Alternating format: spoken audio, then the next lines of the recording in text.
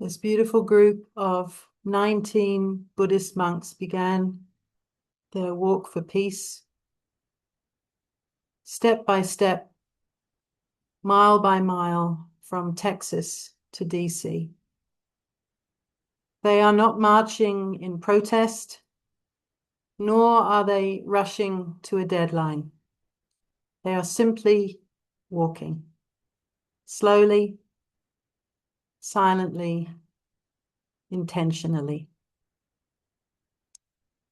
In a culture like ours that measures success very often by speed or productivity and volume, this kind of walking can almost feel subversive. And yet, their walk invites a simple yet profound question. How are we walking through our own lives? The monks teach us first that peace is not only a destination, it's a practice. Their journey, in fact, is really not about arriving in Washington, D.C. In fact, the point is this: each step is the point. Each footfall is a prayer. In the Buddhist tradition, walking meditation reminds us that peace cannot be postponed until someday when policies change or conflicts resolve. Rather, as we know, peace begins with how we place our feet on the earth right now. As Unitarian Universalists, we often speak of justice as something that we're working toward, and rightly so. And so many of us are dedicated to that. And as I've said to you so many times, I'm deeply inspired by each and every one of you. But the monks also remind us that it's how we do the work that matters, just as much as what we seek to change. Are we moving with integrity, with compassion, with an awareness of the ground beneath us and the people beside us? The monks also teach us about commitment without aggression. Their walk is a statement, but as you can see, it's not a shout. It's firm, but at the same time, gentle.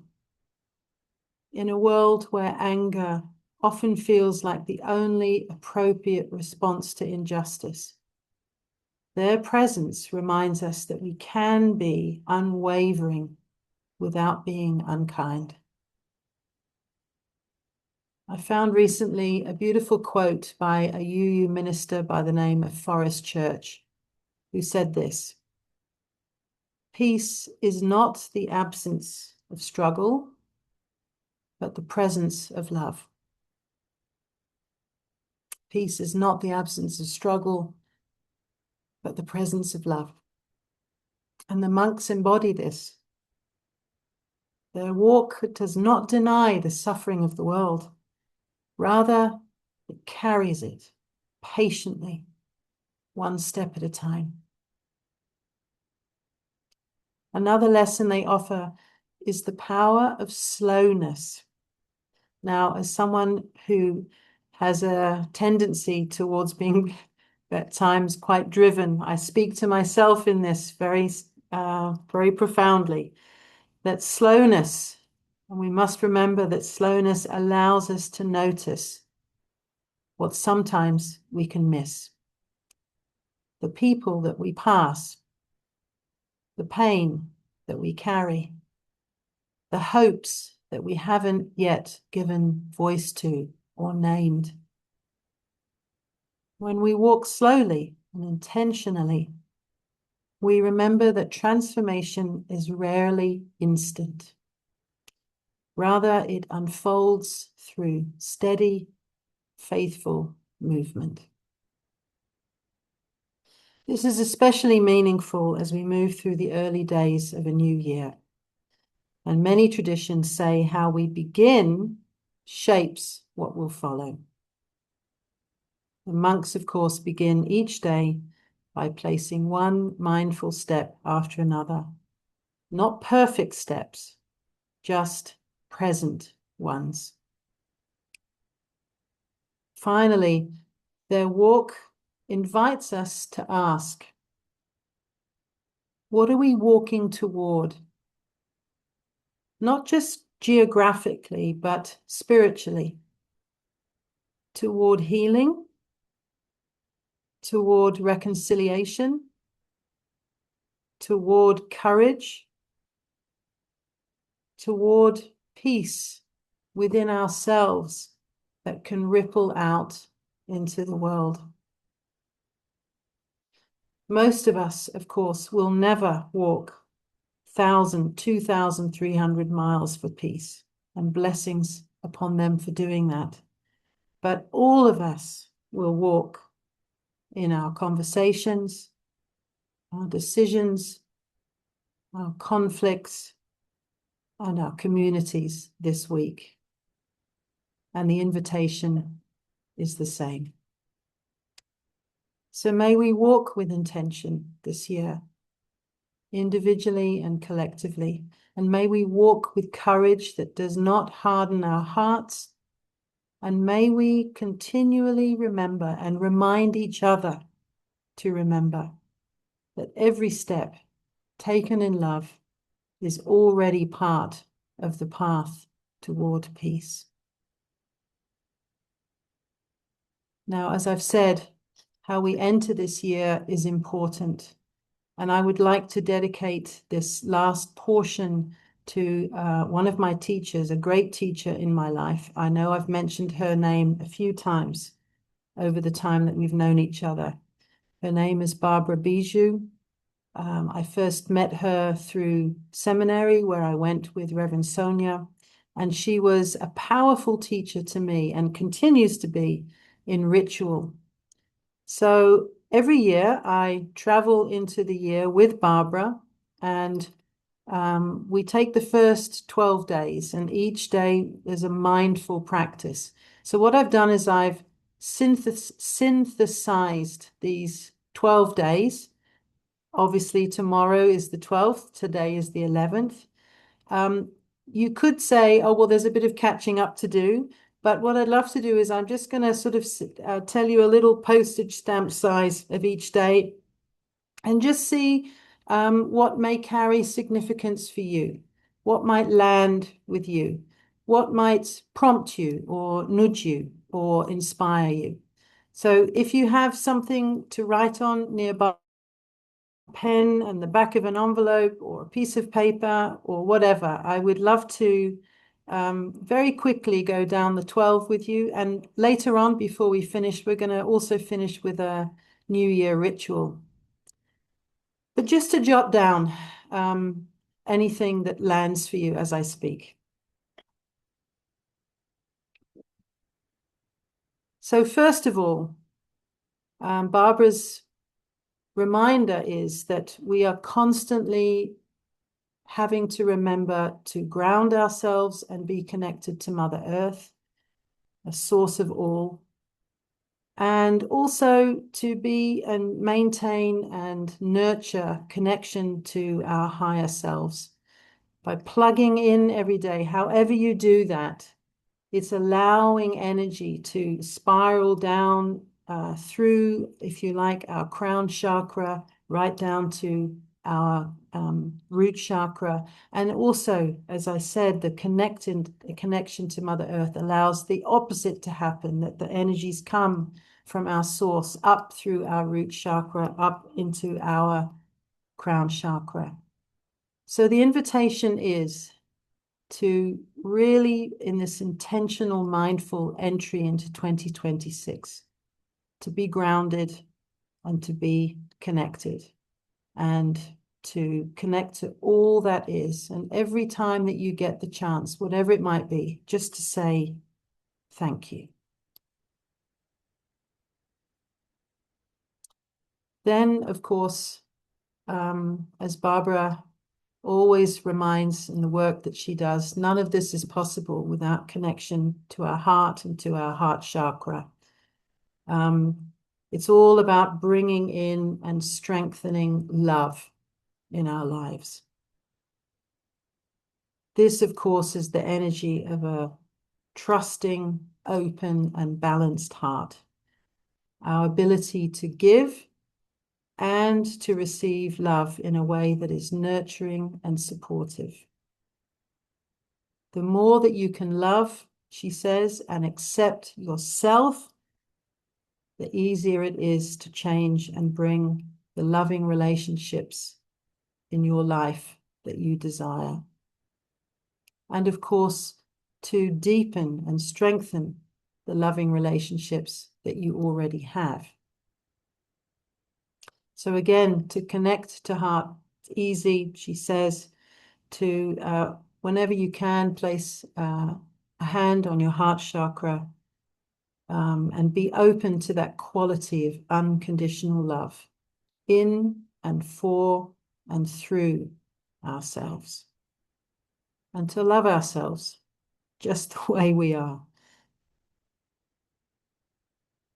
The third one is about abundance. Now, it's a word that gets thrown around a lot, and of course, most of us aspire to it. And it's really plugging into the abundance of the universe. Being aware and being grateful, says Barbara, is the key. And to remember this one important thing, that we are deserving. To own, as she says, I love this, to own our value. And at the same time, to release and let go and transmute any patterns that express less or lack. And to transmute self-doubt and limitation of any kind, negative thoughts, actions, beliefs, old memories, things that hold us back and block our freedom. And in these moments, hand on the heart, saying 3 times, and I love this. Imagine, every day you said this, I am abundance. I am abundance. I am abundance.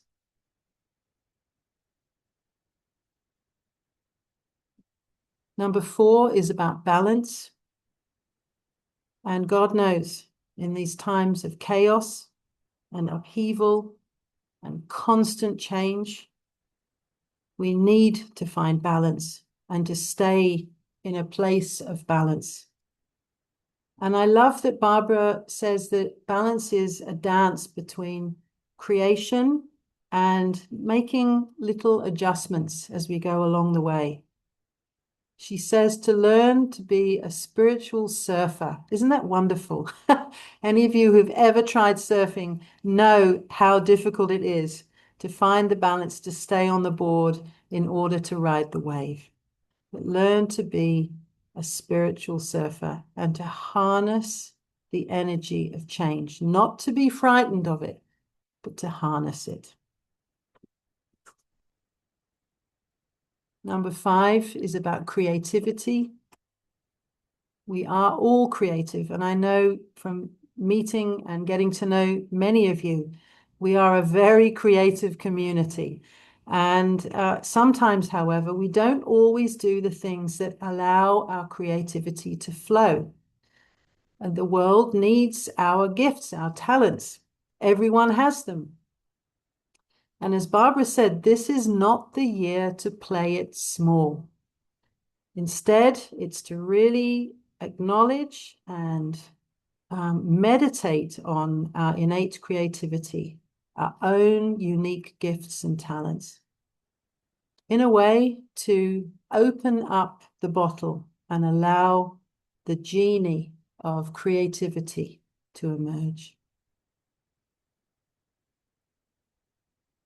Number 6 is about conscious communication, the art of speaking our truth with clarity, passion, and authenticity. Clear, heart-centered communication, Barbara says, is the key to thriving in every area of our lives, speaking our truth. And so to meditate and to always think, how can I open my throat chakra and align it with my heart and allow my words, allow my truth to emerge and to flow with integrity, inspiration, and power. Number 7 feels a little counterintuitive in the midst of all that we're going through and the suffering that is around us every day. And that is actually to allow ourselves fun and joy. She says, and she's right, that our life energy, our life flows faster when we're in joy, when our hearts and bodies are energized with the happiness hormones. And these, of course, are the energies that expand all of the possibilities in and through our lives. And of course, they also are the ones that ignite creativity and attract meaningful connections. So even though we are surrounded by so much sadness, to find that balance and allow ourselves joy and have fun. Number 8 is about health and vitality. Obviously, to fully manifest our deepest desires, we need to be as strong and flexible and energized as possible. And a body that can, as much as it able, carry us fully into all of life's possibilities.